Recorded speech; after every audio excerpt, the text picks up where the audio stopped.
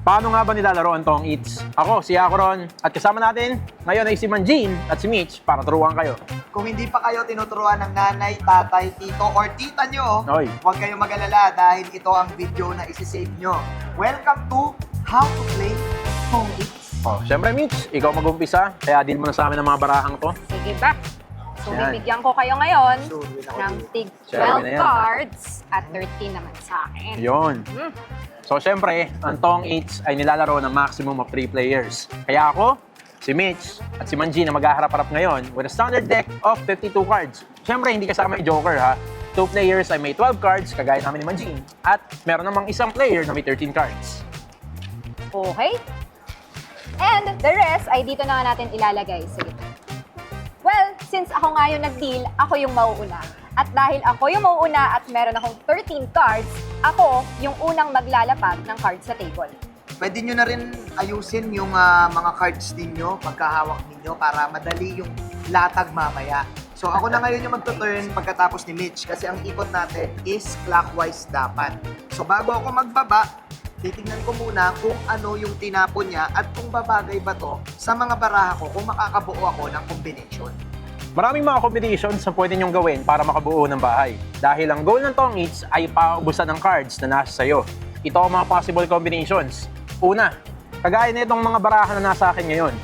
Kapag magkakapareho or magkakasunod pala ang inyong suit of card, ayan o, 2 of spade, 3 of spade, 4 of spade, pwede yan. At kung may 5 of spade ka, pwede rin yan. Basta magkakasunod at pare-parehas yung suit of cards, pasok yan.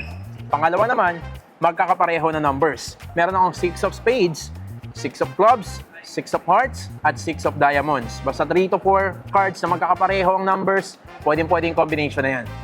Oh, sakto! Uy! Nagbato siya ng queen. Meron akong dalawang queen. Kakasabi mo lang, pwedeng combination to. Dahil dyan Swerte. ay meron na akong bahay. Ang tawag nga pala doon ay chow kapag kinuha ko yung itinapon niya. Titignan ko lang din kung meron pa akong ibang combination na hawak ko. Which is meron. Meron ako. Uy! Meron. Meron pa? 3-8 na hawak. So, paano ba yan? Dalawa na ang bahay ko. Oh, Mananalo na ako nito. Bago ko ipasa kay Ron, ay kailangan magbaba at magtapon muna ako ng card. Uy! Teka lang ha. Nakita nyo ba yung ginawa ni Manjin kanina? Kagaya ng ginawa niya, syempre, titignan na muna natin kung meron tayong magagawang possible combination sa binaba niyang card. Dahil ang binaba niya dito ay 9 of heart at sakto, meron akong 9 of spade at 9 of diamonds, pwede ko ring i-chow yan.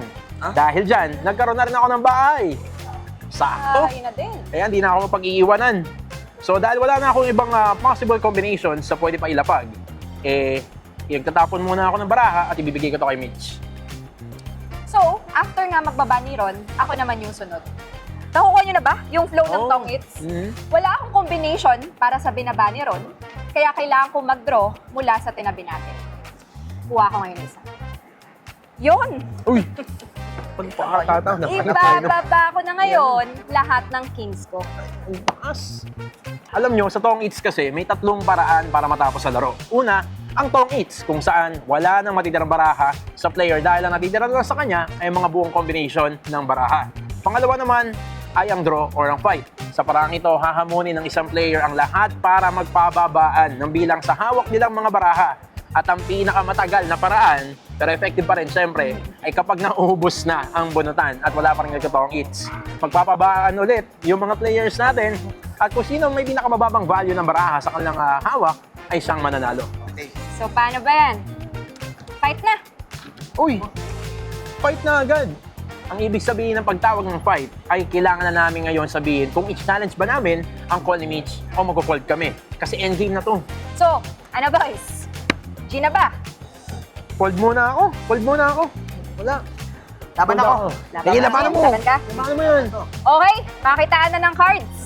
Ayan na. Ilan yan? Ilan yan? Uy! Ano ba yan? Buo siya eh. Ang daming buo. Ang daming buo eh. Yung At ako na nga ang nagwagi.